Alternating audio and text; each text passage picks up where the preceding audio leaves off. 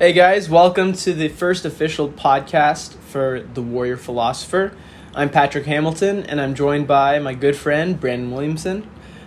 We're going to discuss the topics of Stoicism and Epicureanism, and specifically with Stoicism. We want to tie it in a little bit with Christian morality and Christian ethics, because I feel like there are a lot of similarities between the two, and I think it'll be interesting to delve into them a little bit.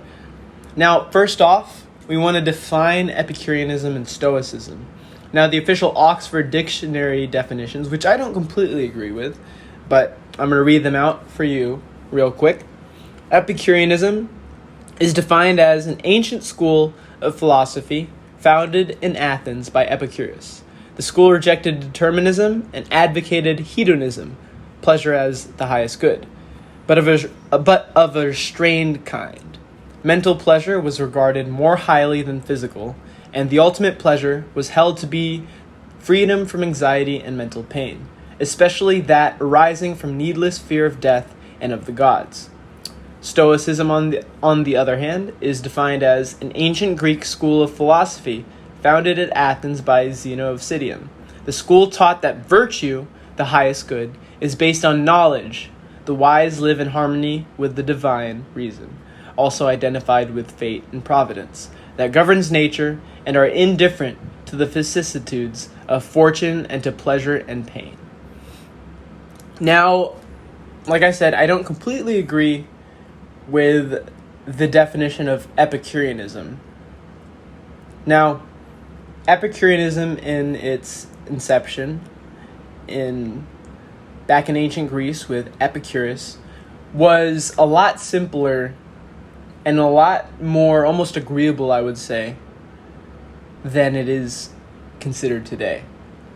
Now, the term Epicureanism is often used to describe decadent cultures, decadent states, such as Rome, and today we're going to be discussing how it can be used to describe the sort of current shift we see in the United States in terms of being a declining world power.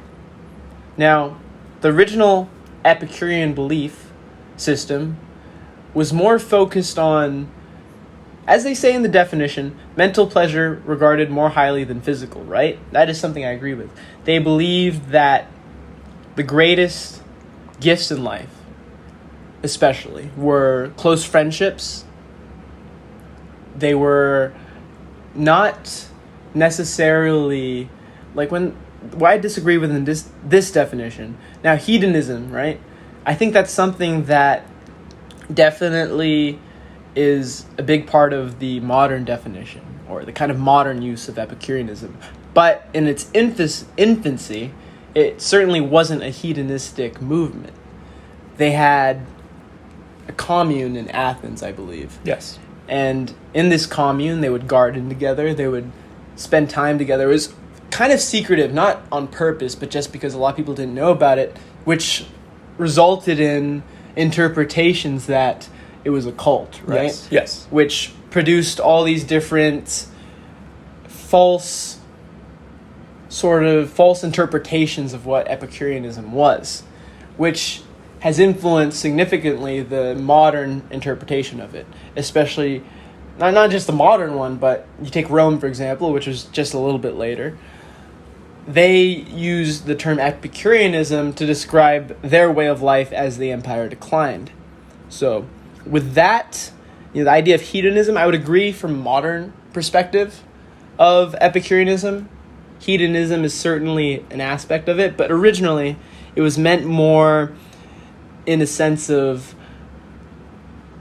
absence of pain was pleasure. Yes. Rather than just abject pleasure itself. Mm-hmm. And if you look at Epicurus' original definitions of pleasure and what he was talking about, he had two types of pleasure that he liked to harp on. He had static pleasure, which is what you consider peace in the soul. It's actual pleasure. It's freedom from mental pain. It is the state of being satisfied. And then you had kinetic pleasure. And to Epicurus, the kinetic pleasures were the pleasures that brought you things momentarily, such as when you eat good food or when you Smoke cigarettes. Exactly. However, Epicurus also split his pleasures up into useful and useless pleasures. And his useless pleasures he defined as pleasures that either A, don't eliminate pain within your life, or B, end up causing you more pain in the long run. Like lung cancer from smoking. Or for the A example, it would be like not taking the trash out when you leave for work. Perhaps that brings you a little bit of pleasure because you get to sit on your couch for a little bit longer, but it doesn't eliminate any pain from your life. Right. That's an important thing that you brought up, right? The original concept of Epicureanism, I feel, based on what you've said, right? Yes. Is not so... I mean, it's still incredibly different from Stoicism, but it's a lot more similar than the sort of modern interpretations of the two. It's definitely not hedonism at right. its core. But, like we said, we're going to be looking more at the modern interpretation of Epicureanism to describe certain phenomena that we've seen recently. Mm-hmm. But it is important to identify that originally Epicureanism was not so much about material pleasures. Not about the kinetic pleasures right. as much as it was about the static pleasures. Exactly. So it's important that we talk about that first, which we have. But we are going to be using a more modern, and I don't want to quite say modern, because I feel like Epicureanism specifically, the concept of Epicureanism changed very early on. Yes. Like before the modern era. Like we said, Rome, even in ancient Greece, as soon as Epicurus died, the interpretation of his philosophy was already going through changes, yes. right? So I wouldn't even call it the modern interpretation necessarily, but when people think of Epicureanism, they think of hedonism, they think of the kinetic pleasures, rather than the idea that Epicurus originally had. He was born in abject poverty, so his idea of happiness and enjoyment was going to be a lot more simple than the Epicurean in Rome, who was born into a patrician family, mm-hmm. very wealthy, had everything they could ever dreamed of. And the Romans they got pretty wild towards the end of their history. They would engage in mass orgies. They would eat the best food, throw it up, and then eat more food. Yes. You know, I think a perfect example of what Rome was, and I'm pretty sure they based this specific thing I'm going to bring up on Rome. I don't know if you've ever seen The Hunger Games or yes. read the books. Do you remember... I believe it was the second book / second movie. They were in the Capitol and they were at a party. Yes, they were at a party with the high class. Yes, and they have the drink that they drink after right. they eat, so they can throw up and eat more. Exactly, and that's actually based on a practice in ancient Rome. Or I wouldn't say ancient Rome, but Rome. Yeah, Rome yes. with such a long history that is both ancient and classical. Right. Yes. So yeah, that comes from that in a lot of aspects of their hedonistic life, and the Hunger Games, the capital citizens, was based on Rome. Yes. And then I'd like to further elaborate on, as Patrick brought up, there's a difference between Epicurus' definition of pleasure and the Romans. Patrick mentioned that Epicurus was born in abject poverty, and something to note is that abject poverty back then is different than abject poverty now, or even abject poverty in Rome, the city of Rome itself. Abject poverty for Epicurus was being born on an island in the Mediterranean that was little more than an Athenian colony. As Patrick had brought up, one of the best pleasures for him was gardening. Simple things like that. Definitely not enjoying in the riches of the world, to put it in a sense. Right, and actually you reminded me of something that I forgot to mention. A lot of what Epicureanism was originally was the idea of how you spend your life once your basic needs are fulfilled. Yes. And that's also part of... So any philosophy, really, is about how you spend your life once your basic needs are fulfilled. Definitely. And that's interesting to bring up because you look at... There are a lot of studies that show that the difference between someone who makes enough money to live comfortably, like let's say in the United States today, depends on where you live, but let's say California. Let's give the worst example, right? California... You need to make somewhere from $100,000 to $150,000 to live comfortably, like yes. a family of three, right? Yeah. That's a lot of money. That's a lot of money. Yeah, that's 3 times the GDP per capita for the United States. Yes, well above the national poverty line as well. Right. So let's say you make $150,000, enough to live relatively comfortably. Mm-hmm. The difference of happiness between somebody who makes $150,000 and someone who makes like $5 million is there's no difference. No difference. Or you'll see like slight variations in potentially even the richer person being more unhappy. Yes. So what I'm trying to say is it doesn't bring more happiness once you get past the threshold of living comfortably. Obviously, a mother and father failing to make enough money for their children are obviously going to be incredibly, stressed in life. Stressed, right? Stressed and a lot of anxiety. But once they've reached that amount of money where they can have everything they need, it doesn't change so much as you go further up the I guess I would say the level of wealth that you have. Yes, perhaps you can afford more kinetic pleasures, right, but your level of static pleasure isn't going to be changing much. Right, and it's important to mention this because Epicurus was looking at pleasure almost as just meeting that comfort. Yes. In terms of making money. His pleasure was just more about the absence of pain. In this case, making enough money to live comfortably. He was all right with comfort. Yes. And I think that's the difference between original Epicurus and Stoicism, is that the Stoics did believe that suffering, experiencing nature as it was meant to be was an honorable thing. Yes. Whereas Epicurus, Epicureanism in its infancy, while not as crazy focused on kinetic pleasures, still had some differences from Stoicism, which in their like truest base form, it's simply about an Epicureanism comfort, which didn't have to be super crazy, no, and Stoicism adapting to the state of nature and accepting nature the way it was, even if that meant you were going to be poor. Definitely. But it was about responding to that, suffering well, Yes. So I can't remember who wrote this about. One of the great Stoics wrote this. I want to say maybe it was Seneca or Aurelius. I don't know which one.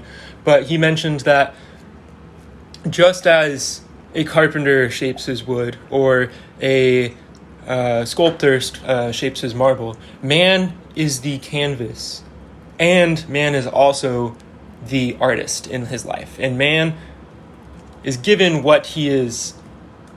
He's given himself, but he is the life. His life is the canvas for him to shape. His life is up to him to make and shape. And I just looked that up, and it looks like... No, I don't think I can... I'm trying to find that quote, but I don't want to spend too much time trying to look for that, but we'll check that out later. Looks like it potentially might be an Aurelius quote. Maybe. But yes, we'll definitely check that out later. So, right. That's interesting that you bring that up, right? So... Now, we spent a little bit of time defining Epicureanism, right? So I think we should define Stoicism a little bit before we get into the contrasting and relating it to Christianity. Definitely. So as we've said, Epicurus' original idea of what he wanted the philosophy to be is very different, from what it was soon after his death and what it is today. Now, Stoicism, on the other hand, also has experienced certain changes, but I wouldn't say it's as drastic. No. Because the concept of Stoicism is quite simple, I think. It's about virtue. Being the highest good. Right? And when we're talking about virtue, now it's interesting. I like to compare Stoicism to Christianity a lot, because despite certain doctrinal differences, I think that there is a lot that can be combined with these two belief systems, right? Yes. And philosophy and religion are meant to go hand in hand, I believe. It's not like two religions. No. You're comparing something that can be adapted into, like, take Shinto Buddhism, for example. Mm-hmm.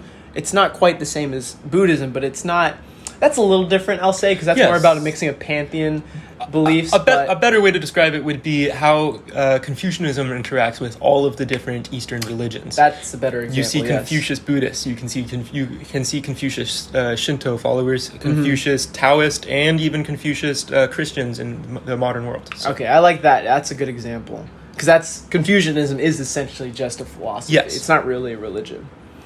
even though it kind of acted that way early on. It's a little complicated, but But it is important to note that these original philosophies in the Hellenistic period also acted as a form of religion for Right. many people. So it's not too different. right.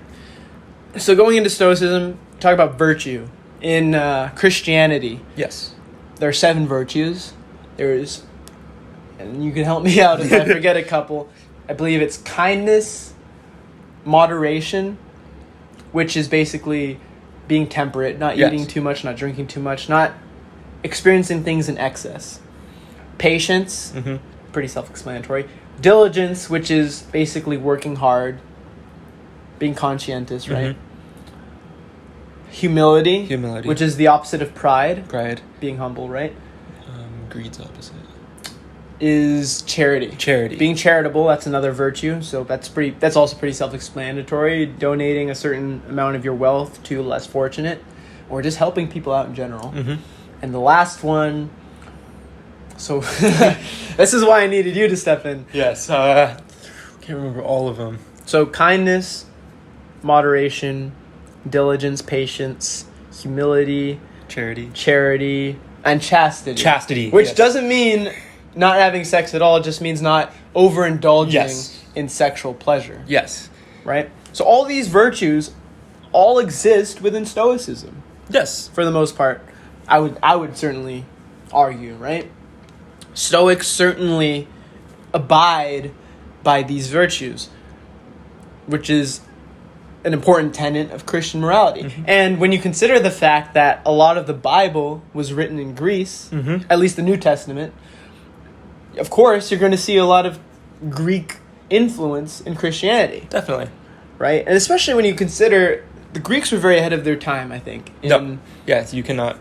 It would be very hard to refute that. Right, especially in philosophy. So naturally, when you look at the basis of Western civilization's morality, of course it's going to be rooted in Greek and Christian foundations. Yes, those are the two, unarguably, the two biggest influences on Western civilization. Right. Like Rome was literally built upon Hellenic and Christian beliefs combining. Yes. Especially after, well, only after the Christian became... Constantine. Yes. Right. But, you know, what I mean to say by that, first you have Hellenic influence and then you have Yes, the Christian Christianity, influence, right? okay. So, of course, that's going to be the basis of Europe and Western civilization.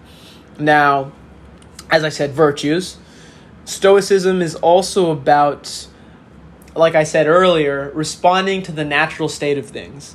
It's suffering better. So, you take a difficult time. I want to pick something that's not too cliche. Let's just say war, right? A war that has nothing to do with you. Or here's an interesting one to bring up. Let's take something like the Vietnam War. Yeah. A war that a lot of people didn't want to be in, right? An unjust war to many, and granted, it's very easy to argue that, right? But while someone else might think this is unfair, I'm not going to do this. I'm going to, refuse to be drafted. Mm-hmm. I'm going to go to Canada or what have you.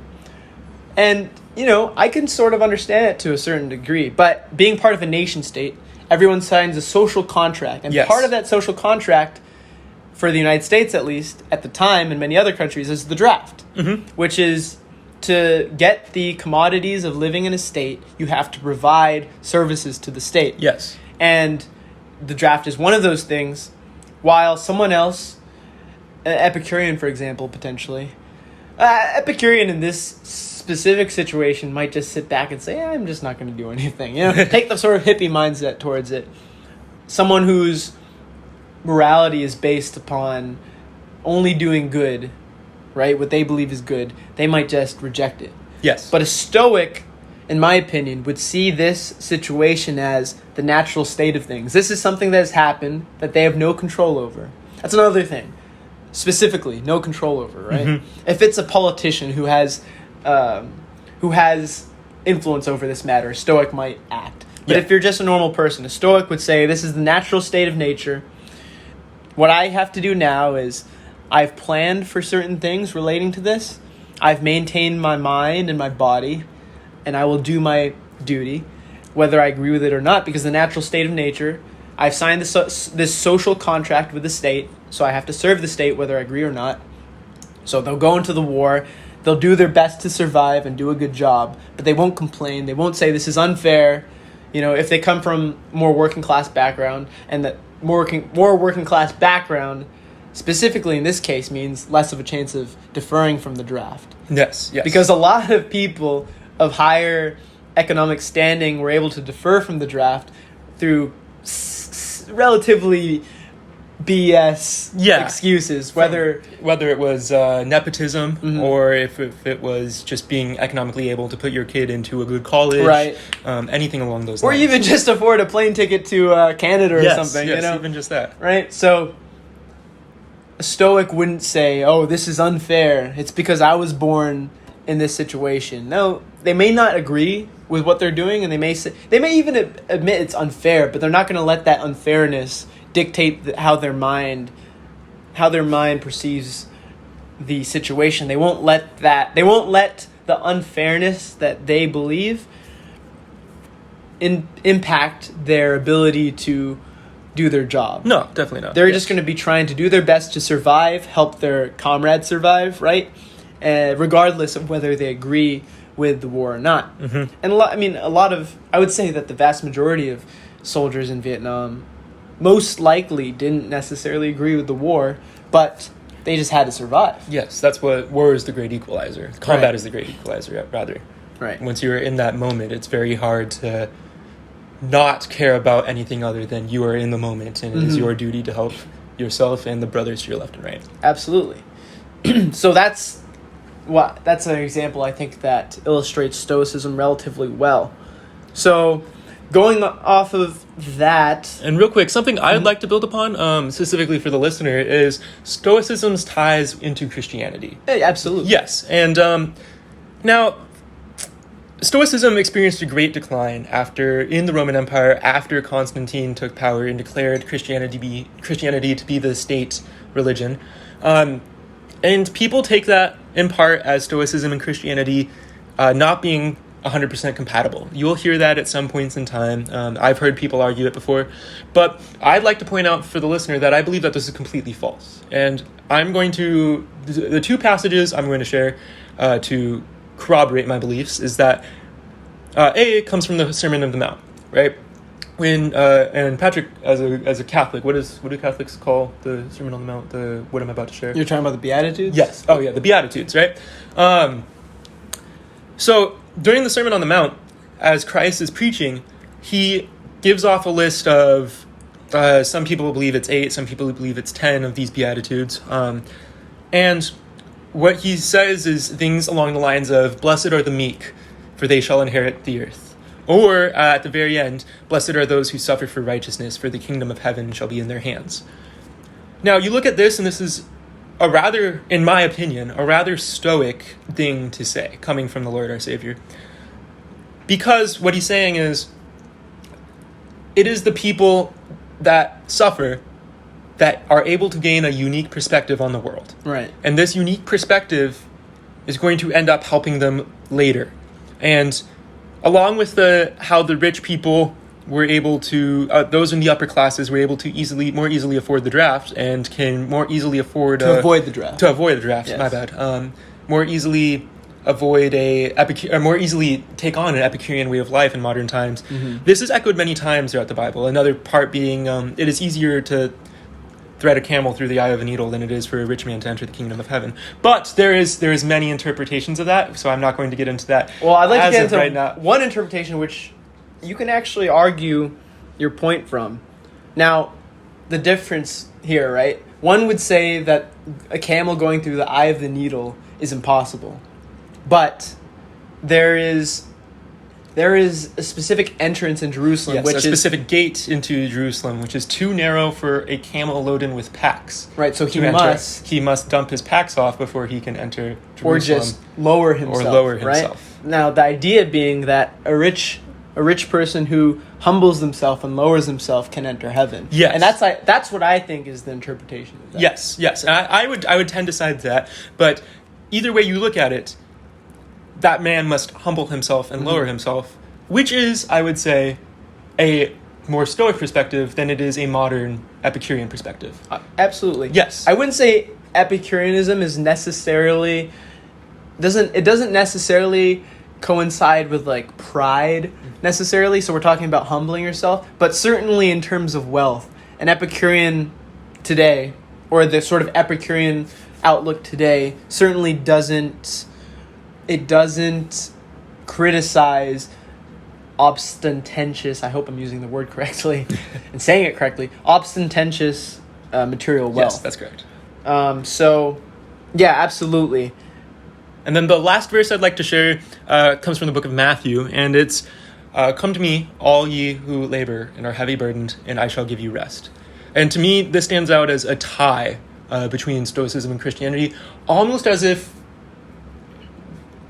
Stoicism is almost a very integral tenet into Christianity. Mm-hmm. Because to me, this is saying that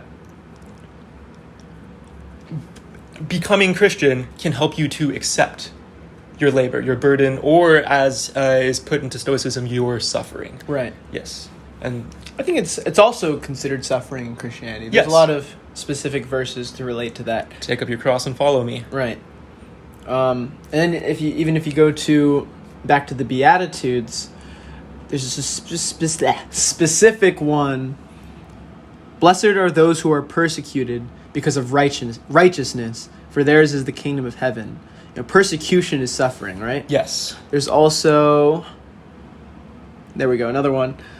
Actually, the next two, I think, relate to this. Blessed are you when people insult you, persecute you, and falsely say all kinds of evil against you because of me. Now, if you just take out the because of me part, that's completely Stoicism. Yes. Right? All those things that they mentioned are sufferings. Mm-hmm. And lastly, rejoice and be glad, because great is your reward in heaven. For in the same way they persecuted the prophets who were before you. Rejoice and be glad, because great is your reward in heaven. It's saying that by being virtuous and by suffering, you will receive, eternal reward. That's not necessarily a Stoic belief, but the idea of suffering ultimately being fulfilling. Yes, because through suffering you can gain a unique perspective. And right. That unique perspective often yields virtues. And as Stoics believe, virtue is the highest good in the world. Right. And going back to Epicureanism itself doesn't result in the kind of outlook of, oh, life is unfair, I will be bad because of it. Epicureanism itself doesn't. No, it does not. It doesn't have anything to do with that. But people who live Epicureanist lifestyles are more likely to think this way. Yes. And I think an important thing to consider, there is a lot of suffering in the world, especially outside our little bubble, and even within our bubble, different kinds of suffering. Now, an atheist, for example, might say that allowing suffering in the world, God allowing children to get cancer or famine or genocide, these things must prove he is either evil or does not exist. But from a more Stoic or Christian perspective, you might say it is a blessing to suffer. No. And it is even more of a blessing to suffer well. Because, as we've said, those who suffer will be the first to enter the kingdom of God from a Christian perspective. Meaning those who suffer are more so guaranteed entry into heaven than those who live comfortably. Because like you said, not only do they have a unique perspective, but suffering now in this mortal world is akin to, I'm trying to think of a good example. Suffering is necessary because either you have to personally sacrifice or nature will result in you needing to make sacrifices. Yes. Out of necessity. That is why a rich man must humble himself, right? Mm-hmm. The eye of the needle, lower themselves, lower their pack to go through. What that means is, out of necessity, they won't have to suffer. But they do have to experience a certain level of suffering by either donating a great portion of their wealth to people who need it more than they do, or living a more humble lifestyle, which will allow them to donate more of their wealth. Yes. All those things, that's suffering that you are putting upon yourself. So I think the reason why those who suffer in terms of like people going through famine, genocide, horrible things. Those who suffer are already given that sacrifice.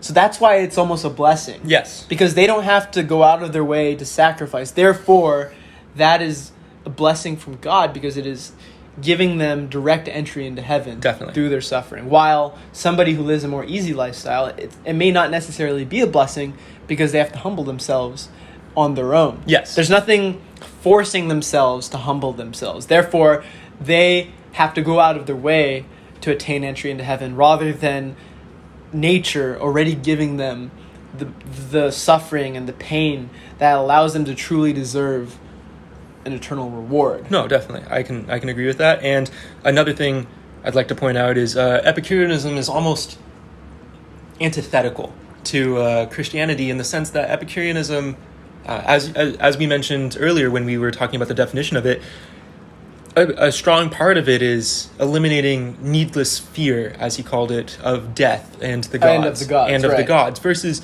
as Christians, we all know that fear of God plays a big part in it. And fear of death, because if you die before you've repented, right? Yes. If you die like let's say anyone can attain redemption. The worst person can attain redemption. I believe that. No, I believe even that on their as well. deathbed, if they truly are sorry, right? If you confess with your heart, or if you confess with your mouth and believe with your heart. Right. But if you die before that, that's something I struggle with personally. Everyone has their own personal sins. I'll go to bed sometimes and think, what if I don't wake up tomorrow? What if I haven't done enough to deserve heaven, right? Mm-hmm. Fear of death is important because you should fear death to the extent that you realize you could die every day, any day. Therefore, you should be prepared at any day for your life to be worthy of eternal reward. Definitely. So that's why fear of death is also. But like you said, fear of the gods, God-fearing. Mm-hmm. You fear that... Because if you don't have a fear of God, then why be good? Why be moral if there is no punishment for misdeeds and there is no... That's the main thing. I don't think you should look for reward, right? In terms of being morally good. But at the same time, if you're the only good person in the world and everybody steps over you, everyone else is bad, and then life ends and that's it, then what's the point of being good, right? Yes. So, like you said, they are on opposing sides of the spectrum because the fear of death and the fear of God, not only is it necessary for morality, which I think is incredibly important to have a functioning and stable society, but it goes against the integral tenets of Christianity. Now, I want to get into the idea of God and Stoicism. Now, when you take a philosophy, you don't have to take every single aspect of it, no, right? You definitely don't. But even so, this aspect isn't completely different from Christianity. The Stoics' idea of God, or logos, God being the universe, isn't the same as the Christian interpretation of God, but they still had a higher power. And I think it's very easy to simply replace their concept of God with the Abrahamic God, which is the God of the Christians. Yes. It's not so difficult to do so. And a lot of the aspects of their God is similar to the Christian God. They believe God is the universe. God is the ultimate reason. Right. The logos actually is defined out to be the logic, but not logic as we see it, whereas A is B, so then and B is C, so then A is C. Not that type of logic, but logic as in actual, true, deep cognitive thinking. Right. That type of logic.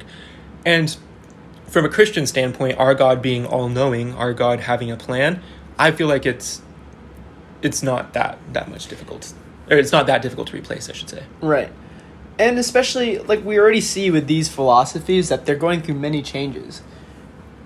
I already think that Christianity contains significant Stoic belief. As we brought up so far, right? Yeah. But I think today, especially with Christianity being very fractured, there's so many different denominations of Christianity. And when you don't have a single denomination, it becomes difficult sometimes to have a doctrine to look to. Obviously, you have the Bible, but the Bible itself, if you just read the Bible as it was, you wouldn't be able to get everything out of it. You have to interpret the meanings behind it. You take the story of Cain and Abel, for example.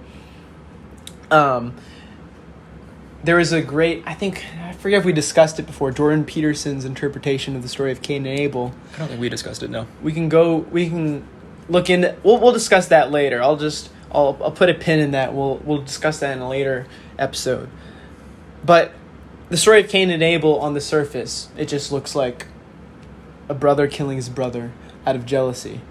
But in reality, the story of Cain and Abel, no, I'm going to sound incredibly stupid right now, but it was Cain that killed Abel, correct? Yes. Okay, I just wanted to make sure.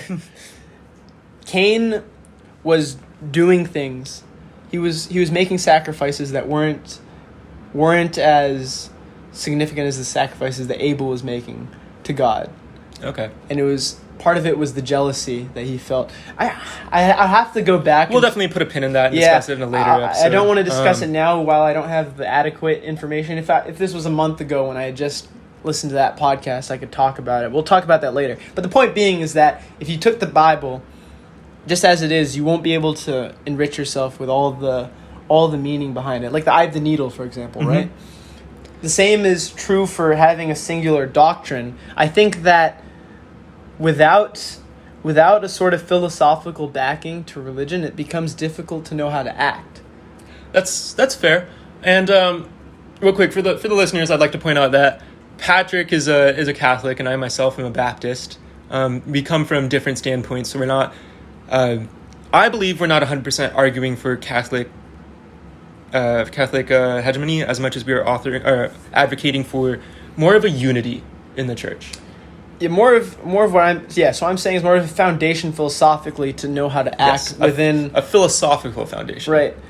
Because, like I said, because Christianity is very fractured, there's a lot of different doctrinal perspectives. Despite there being a canonical basis for every single Christian religion, pretty much. Yes. Besides Mormonism, if you consider that Christianity, even though it has a separate book. But besides Mormonism, I'm pretty sure every Christian denomination pretty much just follows the Bible. Yeah, no. New Testament, Old Testament. But without a philosophical doctrine to base your life on, I think it becomes very difficult to be not only a good Christian, but just a good person to your society. So the reason I bring that up is because Stoicism, I feel, is very compatible with Christianity. Can you tell them the Bruce Lee quote? Yes, one of my favorite quotes of all time. It comes from Bruce Lee. It says, "Take what is useful, reject what is not, and add in what is purely your own." Right. And the reason I want to bring that up is because you don't have to take everything from Stoicism and apply that to your Christian doctrine, but you take what works, what is compatible, right? And that's why I think that Christian morality and Stoicism can be I'm trying to think of a good word for this, mixed together. Yeah, compatible. Nice. They're very compatible. Yeah. Because, like I said, a lot of the Bible is written in Greece. Therefore, there's naturally going to be a lot of Stoic beliefs in Christianity. So why not just admit this is a Stoic mindset? You don't have to take everything from Stoicism. No. Some Christians will be so hard-lined that they blind themselves from greater learning. That's what I mean. You can't take the Bible just as face value because you won't be able to extract all the linguistic meaning behind it because it was written in a different language. It was not written in English. No, it definitely wasn't. Right. So if you don't study the Bible beyond just reading it, you're not going to get the full meaning because there's certain words that don't transfer to English correctly. So therefore, you might get a completely different meaning. Yes. So you can't just take the Bible as it is. You have to do your own research as like a amateur historian. That's you look into the words and what words were actually used, because as we all know, Hebrew and Greek as well both have lots of different synonyms that carry tiny differences in connotation and tiny differences in denotation that end up, when you take the whole thing in picture and looking at it in a big picture, end up impacting it a lot. Right. Which is why I think it's very harmful that a lot of Christians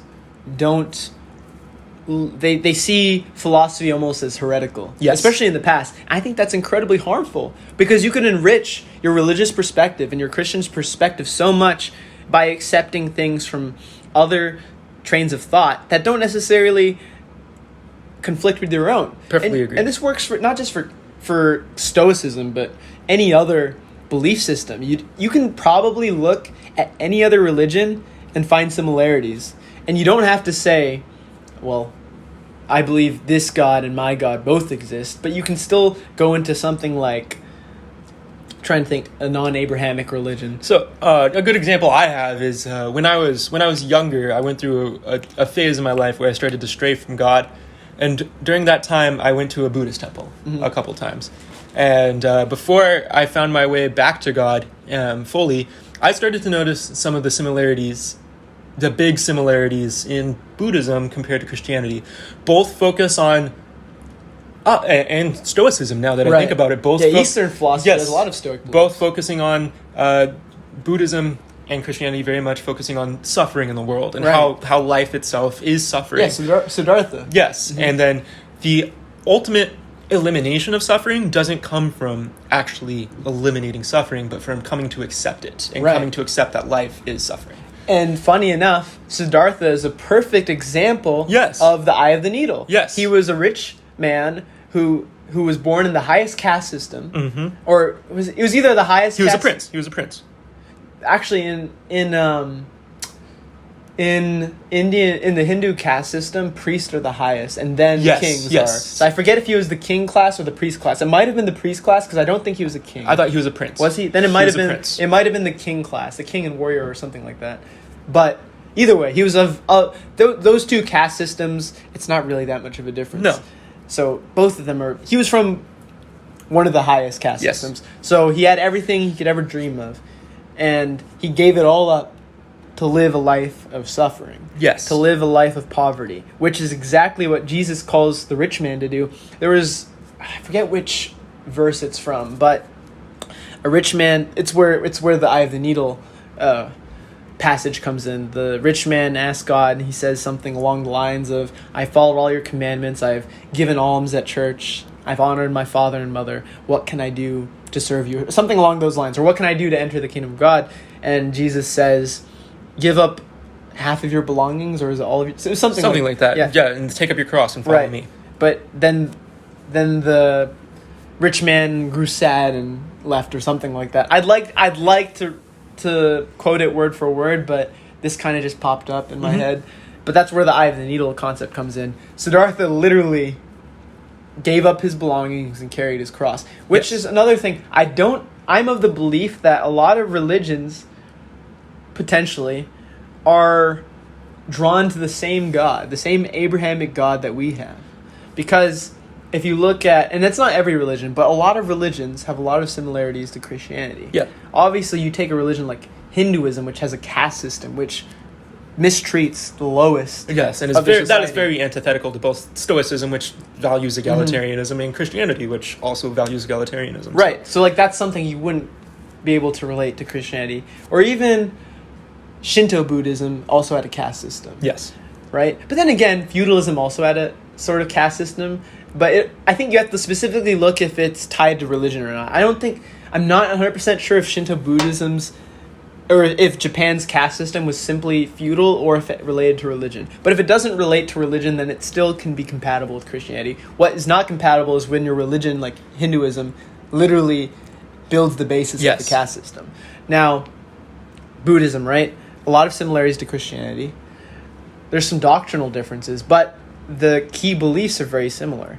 And you can see this in a lot of different religions. Not every religion, but it's like the Bruce Lee quote you said, right? You can take a lot of different perspectives that will enrich your mind in terms of your own beliefs and solidify your beliefs as well. Because the more understanding you have and the more ability you have to articulate how you believe and what you believe in are just going to benefit you in terms of your faith.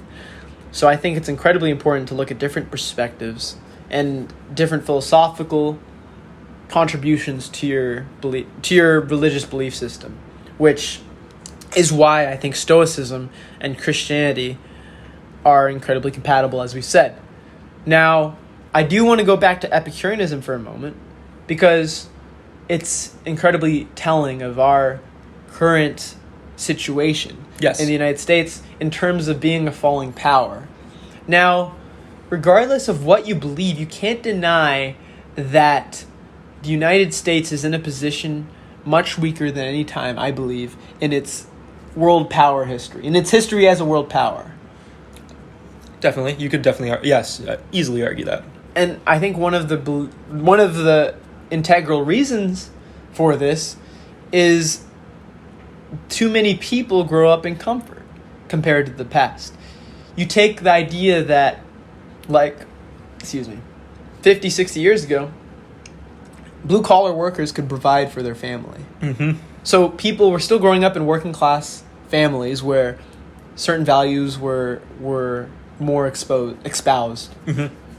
Where my father's father fought in World War II. I don't know if it's the same for you or some war. My great-grandfather fought in World War II. And didn't you have a grandfather in Korea or something? My grandfather was in Korea with the army after the Korean War. Okay. But your great-grandfather was World War II. My great-grandfather was World War II, and my other great-grandfather fought the communists in Hungary. Okay. So there we go. Why I'm bringing that up, right? My grandfather, World War II. His father, World War I. That's a history of people going through suffering, and they pass that on to their children. Yes. But then their children only pass a little bit of that on to their children. It gets diluted.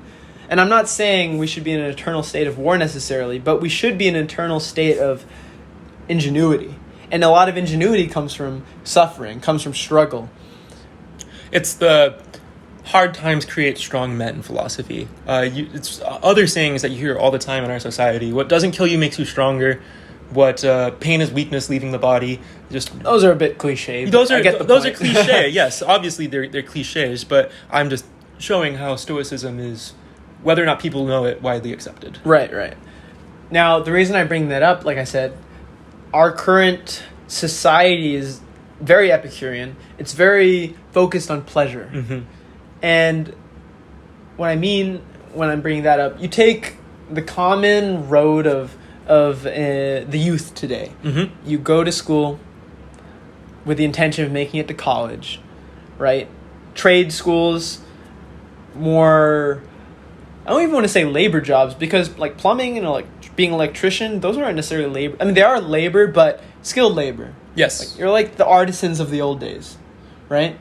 That's a job that requires skill, but our current society sort of makes you think you should go to college no matter what. So people are almost entitled to this lifestyle that they feel they should have.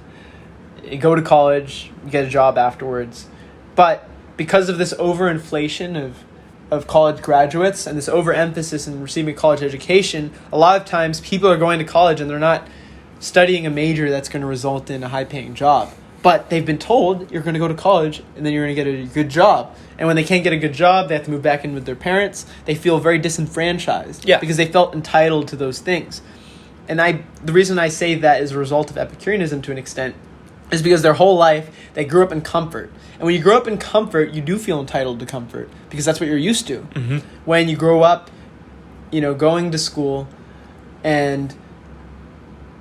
or you take college, if you party too much, you drink too much, you have fun all the time, you're experiencing all these pleasures, then you're going to expect your life to continue to be that way. Yes, it's the whole...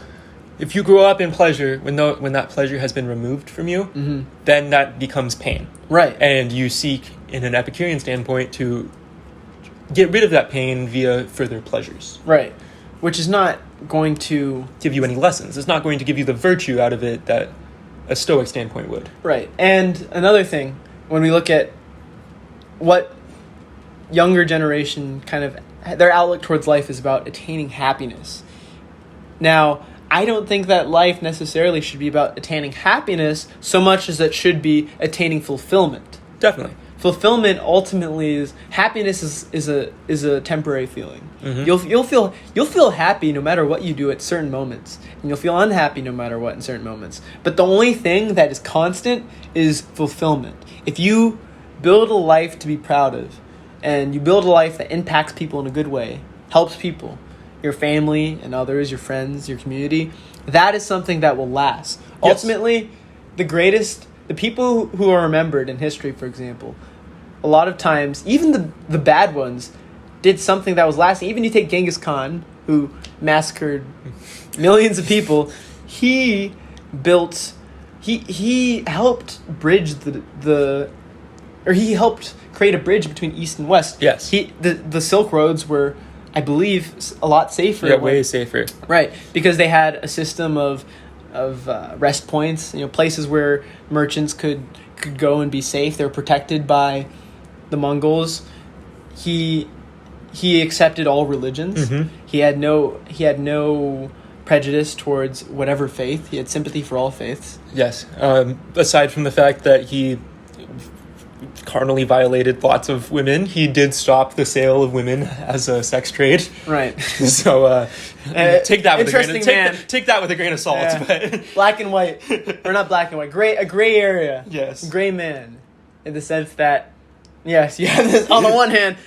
No, that's funny that you bring that up. If you surrendered to him, you'd be treated fine. But yes. if you did not surrender, you would be absolutely obliterated. But what I'm trying to say is, people don't remember Timur Lenk. No. He did about the similar things to Genghis Khan, but he created nothing lasting. He created nothing lasting, and Right. all he did was destroy. Right. So what I'm saying is, to be remembered in history, it's about creating some good. Even if you were bad, if you created some good, that is what people will look to, and that is what people will remember. You know, there has to be a certain level of good. Evil people who are completely evil and self-serving, Epicurean almost, are not remembered, because people remember the good that was done by certain people in history. Yes. And if you are remembered, if you are an evil person remembered, it's usually because a heroic person defeated you. That is very true. Right? Like, I wouldn't call Xerxes evil in terms of the invasion of Greece. There was a lot of other things going on, the reason for his invasion, whatnot, and a lot of other arguments you can make relating to that. But he is generally perceived as the villain of history, and Leonidas is the hero. Mm-hmm. And we remember Xerxes because of Leonidas and Yeah. because of the 300. This is an example of that. But what I'm getting at there is that fulfillment, which is creating a lasting positive impact on not only yourself, but your family, your friends, and your community and others. That is what lasts, and that is what comes from Stoicism, not temporary pleasures in this modern Epicurean outlook. And even if you look at the original Epicurean outlook, there were some almost Stoic things. They talked about close friendships, right? Mm-hmm. That was good. But modern Epicureanism, the way we use the term, The way the Romans used the term towards the end of their time as well. right, and many people right after the death of Epicurus, and even during his life, characterizes the shift in the United States that I see. And it's not necessarily... It's funny, there was a podcast with Jocko, the same one that I mentioned earlier with Jordan Peterson. Jocko Willink said that... I forget if someone asked him the question or if he just brought it up, but he said it was both a blessing and a curse for his children to grow up in a time of peace. Maybe it was Jordan Peterson that said that. It was one of the two. They said it's both a blessing and a curse to grow up in a time of peace. It's a blessing, obviously, because war is horrible. People die. But it's a curse because through suffering, through war, things like war, struggle, it creates... A lot of times it brings out the best. It brings out the worst and the best, but it makes someone... I think that you can't truly be a good person unless you know that evil exists. If you don't identify that evil exists in the world, you can't be a good person, because if you think that everything is fine, if you live in a bubble and everybody's good, then you're oblivious to the suffering of others. Definitely. And so that's why it's both a blessing and a curse. If you grew up in the United States in this little bubble where, and that's not everyone in the United States, but in a growing majority, people live in a bubble. They live in middle class situations where they're not exposed to struggling and suffering. Therefore, their outlook on life is going to be one of entitlement, and it's going to be one of Epicurean pursuit of hedonistic pleasures. Yeah. Which, therefore, is not necessarily going to result in a good life. No. And I don't want to use the word happy, because I feel like, I don't know, I don't like that term. Mm-hmm. Fulfillment. Yeah. That is what lasts. That is what makes someone satisfied with their life. True satisfaction. True satisfaction. Right. And I think that the reason that's important, if the world was peaceful, right, sure, be Epicurean, but it's not. No, that's not the reality of this world. Right. The reality of this world is, regardless of your beliefs regardless of your interpretations of American foreign policy, we have generally been... When we're the bad guy, we're not as bad as the other bad guy. Yeah. And you take China, for example, and you look at what they're doing with the Uyghurs, right? You think, if they're doing that to them, what could they do to other ethnic groups that don't align with their goals? Mm-hmm. Right? Certainly worse than us. No, Yeah. I mean, no doubt the United States has done its fair share of terrible things, but if you think about who you want as a world power right now, do you want The one that's actively committing genocide? right, or the one that has more? I'm trying to think of a good word to describe our own grievances. More. I don't know the correct word, but not as serious, not as Yes. grievous. But at the same time, we're not because of this shift in Epicureanism and this sort of decadent, correlating to Rome type of shift. I don't think we're in a position right now to maintain the significant amount of influence compared to how capable we were of doing so in the past. And what were you going to say? Yeah, so I'd like to just bring up an interesting point. So as we noticed earlier, Rome's decline roughly coincided with the rise of Epicureanism in Rome. Right? And before that, Rome tended to be a rather Stoic nation. That it wasn't 100% like a state doctrine necessarily. It had more of a mix of Epicureanism and Stoicism, Yeah, but Stoicism certainly wasn't overshadowed by Epicureanism. Exactly. And I would like to note that America's decline, as Patrick had brought up, has somewhat coincided with a rise of Epicureanism as well. America was founded upon a very Stoic view of Christianity.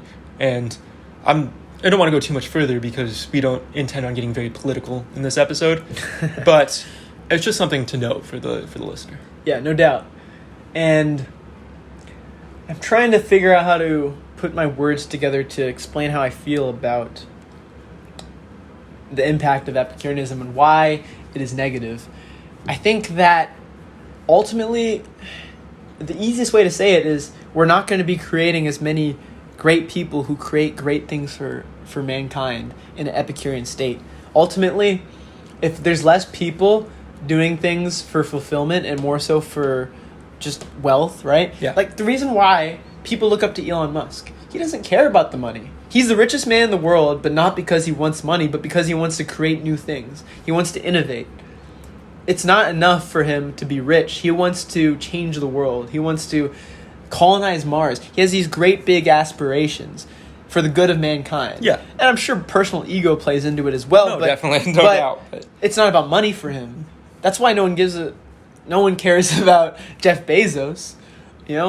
He's a man with a balding head who just cares about money. and ego as well, but his aspirations that he has. Well, his ego just isn't romantic. Yes, exactly. It's just for money. The reason men like Alexander the Great are so romanticized is because, yes, they had a huge ego.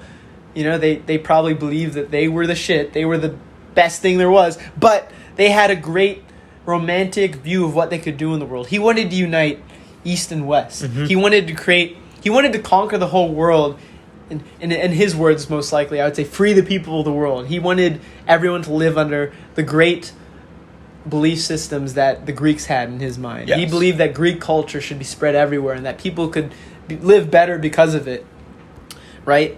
So, even with people who are incredibly egotistical, if they do something that serves for the good of mankind, then we ultimately remember them fondly. Yes. And rightly so. But that's from a more Stoic outlook. Even people that do engage in physical or material pleasures, as long as they also look to seek fulfillment, to create things that help people, truly help people, and innovate our way of life, then that's also an aspect of Stoicism. I'm not arguing that you need to be completely Stoic to have a positive impact, but you don't see. It's like we talked about in Rome. It wasn't so much that all of Rome was Stoic when they were successful, but there was more of a mix of it. There's a mix. But in the United States, it's not. I'd say that there's incredibly larger percentage of the population that lives a more Epicurean lifestyle than a Stoic lifestyle. And I think that's to the detriment of the amount of innovation and great, beautiful things that we can create for society. I would agree. 100%. Like how many people do you like? I feel this is just empirical or an anecdotal example, but I remember very few people from high school, and I went to a relatively good high school in my area. It was all boys Catholic school, Bellarmine College Prep.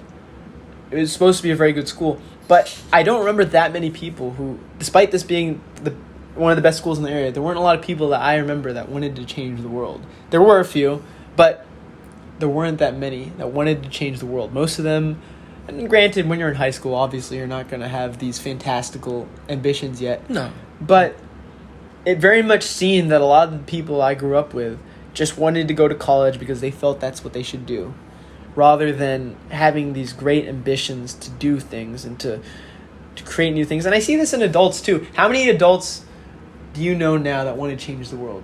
Yeah, I can't name many. Most want to just go with the flow of their life. Right, and you're somebody who is ambitious. Mm-hmm. So naturally you're going to attract similar like-minded people into your lives. Yeah. But you're not, because they don't exist. Yeah. So that's telling, right? You generally attract people that have similar goals to you, but you still can say that it's very difficult to find people who want to change the world in your life. Definitely. And I think that's because of Epicureanism. Less people, like if you asked, I saw this Instagram post. You ever see Whiplash? No. So it's a story about this drummer who, he's in college. He's in a really prestigious music school. He's a drummer, and it's Miles Teller. Okay. And J.J. Oh, no, that's not his name. Maybe it is. Who is the guy from Spider-Man, the news guy? The news guy? Yeah, he's like, Peter Parker. Oh, it's not J.J. Abrams, no. no, that's not his name. It's J.J. something, but you know what I'm talking about? Yeah. So he plays this really strict teacher who wants to extract the best out of his students, and he almost is abusive to get them to be great. And he finally gets this drummer, played by Miles Teller, to be great, right? And Miles Teller his character has a quote in the movie where they're discussing successful people, and they're talking about the idea of legacy. And he said, I rather die friendless and drunk, like I think it was Buddy Parker. It was some famous drummer that he was comparing himself to. I rather die friendless and drunk at 30, but have made an impact, be remembered, than die rich at like 90 or something like that. And all the comments I saw on this Instagram post were like, that's stupid. I'd rather die rich and happy at 90. So people don't want to change the world. They don't want to have a lasting impact. They just want to be happy and dumb. And I'd rather die at 30 if I at least did something. Yeah, and again, this is not just a Stoic standpoint. This is also a Christian standpoint. As we mentioned multiple times throughout this episode, blessed is he who suffers for righteousness, for the kingdom of heaven is theirs, right? Right. If you suffer for righteousness, if you desire to change the world for the good, you're blessed. Simple as that. Jesus died at 30? 36. Yeah, he barely got to live his life, but he sacrificed his life, suffered greatly, was crucified, and now regardless of whether you're a Christian or not, he did get crucified by Pontius Pilate. That is undeniable. Mm-hmm. So regardless of your beliefs on if Jesus is divine or not, Romans kept very good records, and it's 100% a fact. He was crucified. A man named Jesus Christ who tried to change the world and was crucified by Pontius Pilate. So regardless of, even if you don't believe, Christian doctrine, historically he was crucified on the cross. So yes. Historically, whether this was just a normal man, he experienced terrible suffering, to change the world. And exactly, and why Epicureanism. We've talked about how Epicureanism is antithetical to this. We haven't talked about why it is antithetical to this. Mm-hmm. And I'm going to explain it real quick. The reason being, if you see pleasures that cause you pain in the end, or pleasures that don't eliminate your pain, to be absolutely useless, you're not going to try to change the world. Right. Because realistically, it's going to cause you pain in the end. Right. If you try to change the world, anybody who is great, we all know that you can't achieve greatness and success without some form of failure. Right. And if you're constantly afraid of that, if you're living that Epicurean life, you're not going to try to change the world. Right. And not having a fear of death. A fear of death is necessary because you only have so long on this earth. Yes. You're going to die one day, and if you die before you should be afraid. You should live your life like you're dying tomorrow. Or you should live your life so that if you died tomorrow, you'd be happy with how much you tried. Definitely. Even if you haven't succeeded. Absolutely. If I died tomorrow, I wouldn't be happy. I'm not living the life to the most of my potential right now, but through study of different philosophies, I hope to attain a mindset and attain a lifestyle in which I could die at any moment and know that I did what I had. I tried my best. Yes. You know? And just, I want to go back really quick to that Instagram post. It may seem insignificant, but every single comment was criticizing him for wanting to be great. And I think that is how our society is today. Nobody wants to see someone else succeed. No. Because if they see someone else succeed, that is just reflecting upon them, their own failures and their own lack of ambition. Oh, definitely. Like, when I am not reaching my full potential, I find myself way more easily prone to jealousy of others, in terms of me thinking, like, I don't want this person to succeed. And I can identify that's a fault, because no one's perfect, but you have to identify your faults before you can improve upon them. When I am not reaching my full potential, I'm less grateful, I'm more jealous, I'm more envious of others. And I realize that's probably how the rest of society is that's not reaching their potential. When I'm actively trying to better myself and I know I'm putting everything into what I want to do, then I'm a lot more grateful and I'm a lot more supporting of other people's goals. Recently, I feel like I haven't been reaching my full potential. So I have found myself at moments thinking, why is it, like, did I mention, I forget if I mentioned, how the UFC signed the youngest fighter ever at 17? Yeah, 17. Did I mention that I beat his brother at jiu-jitsu when I was... Yes, you did. You did when I was 17. So, I like I said, this past month, I've been very off my goals, and that's been money issues personally. For all those that don't know, I'm currently waiting on a substantial amount of money from the United States government, which is owed to me. We won't get into that. But I haven't been eating so much. I've been losing weight. It's very, very demotivating. I'm not saying that as an excuse, right? But it has been difficult.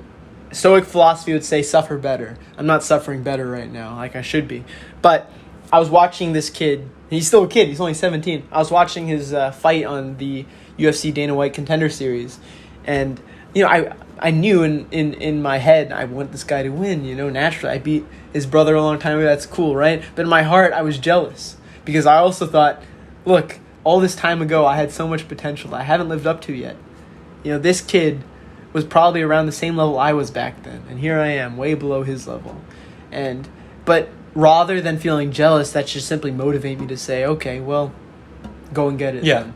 But it's hard, it's especially hard right now when I can't afford a lot of the things that I'd like that would make it more comfortable for me to attain my goals, like food, exactly, protein powder, something like that. Now, Stoic Mindset, which I'm trying to explore further so that I can better myself, to suffer better.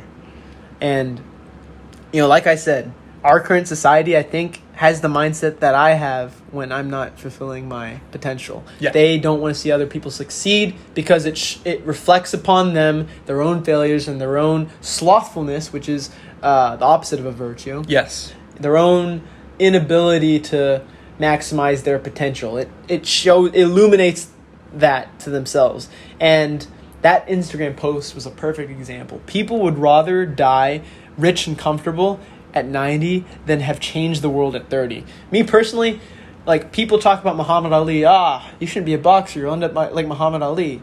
I don't care. I could get brain damage at 40, 50, become a vegetable. But if I did everything that Muhammad Ali did, then it's all worth it in the end to me. Because he aside from even his boxing achievements, he changed the world. Yeah. Now he did some things that were questionable. He avoided the draft. But then we go to avoiding the draft. That had an impact. It was for a moral reason. It wasn't purely motivated out of fear. I wouldn't say he was afraid. I think he was prepared to die at any moment. He went into the ring all the time. And back then, deaths in the ring were a lot more common. They fought 15 rounds. But we talked about a lawmaker. Yes. Like, a lawmaker can influence policy. He could influence policy because he was his platform. Right. And that they weren't going to put him in the front lines. No. He would have been like Elvis Presley, yes. Because Elvis Presley joined the military. He didn't have to do anything. He would have been like Elvis Presley. He would not have been put in dangerous combat situations. But the reason he avoided the draft, and whether you agree with it or not, I understand the reason. I actually support his objecting of the draft because, first of all, he was not going to fight. And if he did join the military and if he did stay in the draft, then he would be supporting a war that he didn't believe in, because they would be using him as propaganda for the war. Yes. So I do agree with his right to deny the draft, because first of all, his impact by not going in there was greater than the positive impact of him not joining the war was greater than that of him just... At least in his mind. I think so in general, because... Well, I'm saying at least. Like, whether or not the listener agrees, I'm just saying... Right. At the very least. This is my perspective, and you don't have to agree with it. But, you know, the Vietnam War, in my mind, was war... Like, we lost. And I didn't think we could win. The Vietnamese people, most of them didn't want us there. Most of them supported the North Vietnamese. And the North Vietnamese probably wouldn't have been communist if it wasn't for the fact that the French and the United States weren't really... On the Western Bloc, and their enemies were on the Eastern Bloc.